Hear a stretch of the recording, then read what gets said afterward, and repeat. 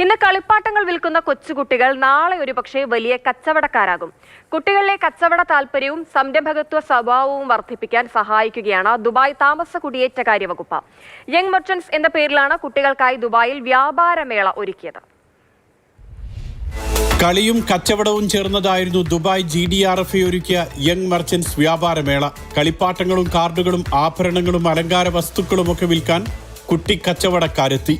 താമസ കുടിയേറ്റകാര്യ വകുപ്പിന്റെ ദുബായിലെ ആസ്ഥാനത്തായിരുന്നു സ്വദേശി കുട്ടികൾക്കുള്ള വ്യാപാരമേള. കുട്ടികളുടെ മനസ്സിനിണങ്ങുന്ന വിധത്തിൽ പ്രത്യേകം സജ്ജീകരിച്ചതായിരുന്നു സ്റ്റോളുകൾ.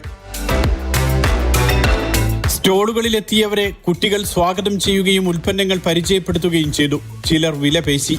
കച്ചവടം എന്നത് ലാഭം നേടാനുള്ള മാർഗം മാത്രമല്ല, ആശയവിനിമയം, ഉത്തരവാദിത്വം, ആത്മവിശ്വാസം, നേതൃപാടവം എന്നിവയെല്ലാം വളർത്തിയെടുക്കാനുള്ള അവസരം കൂടിയാണെന്ന സന്ദേശമാണ് യങ് മെർച്ചന്റ്സ് മേള നൽകിയത്. GDRFA മേധാവി മുഹമ്മദ് അഹമ്മദ് അൽമറി അടക്കമുള്ളവർ കുട്ടികളുടെ സ്റ്റോളുകൾ സന്ദർശിച്ചു.